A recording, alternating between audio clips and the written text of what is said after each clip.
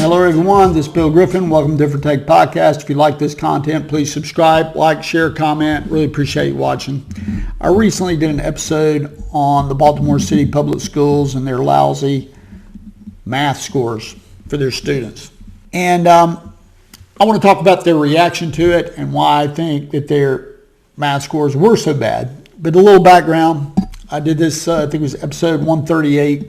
Fox 45 News in Baltimore reported from the Maryland State Board of Education, mind you, that 7% of the students at the Baltimore City Public Schools tested as math proficient. 7%. So they take it a little further, and 23 schools in this district, no student was able to test as math proficient in their grade level. And that was all grades. Well, the school had a response they put on their website that I'd like to go over. February 9th, 2023, for immediate release, announcements and press releases. Headline, Insight, math results are more than just one number. Measuring student achievement is more complex than quoting numbers from a spreadsheet and writing inflammatory media summaries and headlines to earn internet clicks. It is important that you understand the facts in their proper context. On January 24, 2023, City Schools shared its 2022 Maryland Comprehensive Assessment Program results. Overall, the district closed the gap with the state of Maryland in 7 of 14 tested grades and subjects, generally math and English language arts, between 2019 and 2022. We were encouraged but neither pleased nor satisfied. Well, I'll stop there. Their headline, math results are more than just one number. No, it's pretty much one number. That's one thing about math. It's go or no go. You can either do math, you can do the problems, or you can't. And the students obviously can't, the vast majority of them, or none of them in the 23 schools. So instead of showing any sort of remorse or any sort of shame, it's defensiveness. So they want to shoot the messenger. Inflammatory media summaries. They don't say this media summaries aren't true and the headlines aren't true. They just say they're inflammatory. Well, that's because it's bad news. That's what they don't like. They don't like it. They don't like their dirty laundry being aired and what a failure the school system is. But going on, this week, a repeatedly ill-intentioned news outlet thoroughly ignored that progress. It focused on a single data point, the number of schools where students demonstrated a lack of proficiency in math. Undeniably, students, especially those struggling before the pandemic, would produce lower levels of achievement after 24 months of change. Virtual learning and the multiple interruptions of the pandemic reduced classroom time and opportunities to keep students on track. As a result, city schools, like school districts across the country, experienced decreases in math results between 2019 and 2022. We knew that even with the modest progress demonstrated in the 2022 MCAP results, there is still much work to be done. During the heart of the pandemic, we anticipated this impact and began implementing programs and strategies to build a foundation for improvement, especially at schools where proficiency was the lowest. I'll stop there. This is sort of amazing. There is no shame, no remorse, no sense of failure. This news outlet, Fox 45, that they don't mention by name, thoroughly ignored that progress. They're just only focused on the test scores. What's wrong with that? Their progress, if it was so great, you'd have better test scores. The pandemic is a lousy excuse. If you look at the test results in the geographically adjacent counties to Baltimore City Public Schools, you'd see 2, 3, 4, 5 times higher proficiency than in the Baltimore City system. So they want to shoot the messenger. Their logic is pretty astounding, and it's so easy to read through. They're so defensive and no sense, as I said, of failure. So moving on, we brought our students back to in-person learning in March 2021 before most Maryland school districts to give them a head start on recovery. We have a small group learning time daily for math learning paired with high-quality instructional materials and personalized learning platforms. Since the 21-22 school year, City Schools has invested more than $17 million and high-dosage tutoring as a critical academic recovery strategy. The district has expanded professional development for teachers with a focus on mathematics, similar to what we have already committed to in literacy. What they don't say is that they've ceased restorative discipline practices where out-of-school suspension is the last resort. So they're having, and the media reports are pretty thorough on this, a lot of violence, a lot of classroom disruption because they're stuck on that restorative track, along with social emotional learning. They really push that. These things are prioritized above learning math. Those things take a lot of time. It costs the majority of the students time and focus from their teachers to instruct them on actually learning math, instead on the minority, which act up and get into fights and all that sort of thing. So I want to talk about the makeup of the board. There's 12 board members. One of the board members is actually a student, a high school student. The board chair, Johnette A. Richardson, Deputy Director for Neighborhood Housing and Services of Baltimore. A community development financial institution. It does not say whether this is a profit or non-profit business, but that is apparently, doesn't say how long she's worked there. Her career, apparently, that's it, other than volunteer work, and she's the chair, because I don't see anything else on here. The next commissioner is a musician. Ronald McFadden is a musician, educator, and advocate for educational equity in America's urban communities. I could go on further. He doesn't really say how he makes money. It doesn't really say how he's made money. And you can find these bios on the Baltimore City Public School website. This is Darrell Brooks.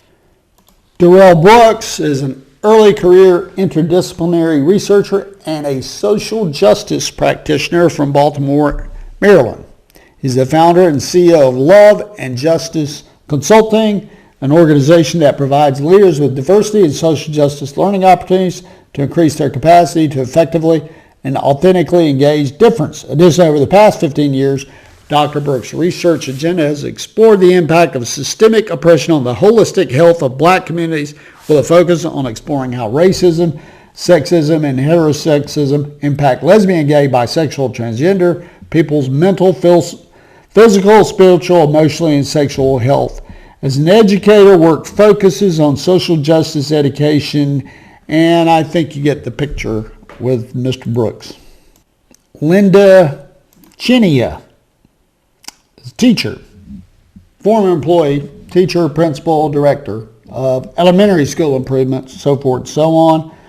I pulled this out. She's currently a member of the Delaware, Maryland Synod Coordinating Committee for the Lutherist Campus Ministry and the Racial Justice Ministry Team. Andrew Coy is an interesting person. He worked in the Obama administration, also got some sort of job with the appointment with the government of Maryland. And he is about digital equity, advancing digital equity and increasing diversity in the technology sector. That's Mr. Coy. Ashley Esposito is a mom, artist, and community builder. It does say she has worked as an IT professional. It's one of the few people that claim to actually have had a job that in the private sector. And she is also a big believer in the superpowers of their students, families, teachers, and ministers, and community members. So that's Miss Esposito. Atira Griffin. Atira Griffin is a lifelong Baltimore City resident, entrepreneur, educator, and community organizer. Going down further, her love for teaching led her to serve as a K through 12 educator and school administrator at the Baltimore Leadership School for Young Women and create leadership training for adults in Baltimore and across the nation. She's the founder and CEO of an organization that mentors single mothers. Ms. Griffin has always believed in the power of a black woman's voice and uses every chance to lift hers and amplify others. Recently, she testified in front of Congress, advocating for equitable housing practices across the nation. Ms. Griffin also co-hosts Point of View, a podcast by and about women of color. She has spoken on many panels, led sessions, and created experiences for black women, girls, and women of color. She has started 2 initiatives, We See Us, a unifying space for black women and femmes, and Blackonomics Collective, an organization aiming to advocate and educate for black economic power. And it goes on. The next commissioner, Kwame Jamal Kenyatta Bay, was an educator and also was very active in the theater. So that's his background. Vernon A. Reed is a retired investment professional who worked at T. Rowe Price and apparently had a long career there. And he's the only person that has any sort of business experience. Moving on, Chantel Roberts is a social entrepreneur, advocate for maternal and child health, and works for a 501c3, or is the founder of a 501c3. Robert Sally is also an educator in the Baltimore City Public Schools. And I pull this out. Keenly important to him are addressing issues of equity, expanding educational attainment, and improving access to post-secondary opportunities for children and adults. And lastly, the student commissioner, and I'm not going to mention his name since it might be a minor. Of course, it's public information, but this commissioner identifies as he, him. That's the only commissioner that put their personal pronouns up. At any rate, there's a lot of things the board brings to the table. But there's pattern. It's clear that they're headed, and I've done several episodes on the Gwinnett County Public School System. That's where they're headed. They're headed toward lousy education for their children because it's intentional. They're intentionally prioritizing other issues. We all know what they are: social, emotional learning, uncritical ideas about the environment. Systemic racism is taught in an uncritical fashion. History is taught not where you think about it in a critical way, but in an uncritical way. And it goes on and on and on. They're out for equity, which means proportionality. Well, they're achieving proportionality within their school system. None of them can do math. So this seems perpetual to me. If you've seen the television show The Wire, art often imitates life. That program was, I think, over 20 years ago or something like that. And one whole season is a great deal of it. There are scenes of an ex-police officer trying to teach math to unruly students. And you have to assume that's the situation today. You would think just law of averages, or some of those kids that were in the 23 schools where zero proficiency, that there would be one teacher in one class who could get one student up to speed. But it didn't happen. So there's no shame from the commissioners. The bios, I went through them. I know they were lengthy, but you could see the pattern. They're much more interested in other things than the students actually learning how to exist in the world. And when you say,